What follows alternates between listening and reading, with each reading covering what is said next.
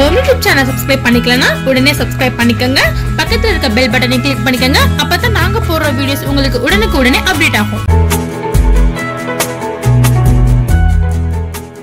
போறது வந்து இட்லி பொடி எப்படி செய்யறதுன்னு பார்க்க போறோம். அதுக்கு வந்து தேவையான பொருள் வந்து இந்த கடலைப்பருப்பு ஒரு 1/2 கிலோ எடுத்திருக்கேன், உளுந்தம்பருப்பு 1/2 கிலோ எடுத்திருக்கேன், பாசிப்பருப்பு வந்து 100 கிராம் எடுத்திருக்கேன், மிளகாய் வத்தல் வந்து 100 கிராம் எடுத்திருக்கேன், பெருங்காயத்தூள் வந்து நான் கொஞ்சம் 1 டீஸ்பூன் போட்டுக்குவேன், கருவேப்பிலை வந்து 2 கைப்பிடி எடுத்திருக்கேன்.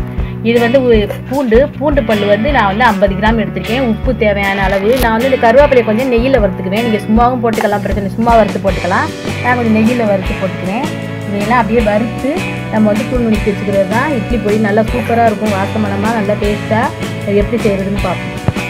நம்ம வந்து அடுப்பை ஆன் பண்ணிக்கிட்டு இந்த மாதிரி ஒரு பெரிய வந்து கடாயை அடுப்பில் வச்சுக்கணும். அடுப்பில் வச்சுக்கிட்டு உங்களுக்கு பெரிய கடாயாக இருந்தால் தான் வறுக்கிறதுக்கு ரொம்ப ஈஸியாக இருக்கும். அதுலேயும் இரும்பு கடாயை வச்சுட்டா ரொம்ப நல்லது.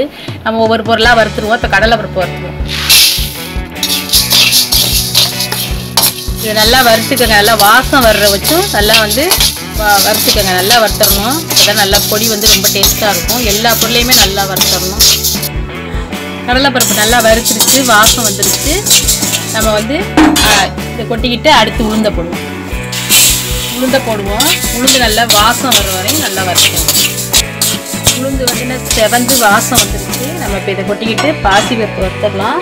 பாசிப்பருப்பை நல்லா வாசம் வர வரையும் வறுக்கணும். பாசிப்பருப்பு வந்து நம்ம வந்து ரொம்ப போட தேவையில்லை. நம்ம 100 கிராம் போட்டால் போதும். அது வந்து டேஸ்ட்டுக்கு தான், நல்லா டேஸ்ட்டாக இருக்கும் பாசிப்பருப்பு போட்டால். நீங்கள் அந்த மாதிரி பாசிப்பருப்பு போட்டு பாசிப்பருப்பு வறுத்துருச்சு.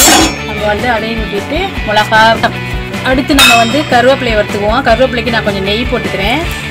நீங்கள் நெய் இருந்தால் போட்டுக்கலாம், இல்லைன்னா தேவையில்லை, சும்மாவே வறுத்துக்கலாம்.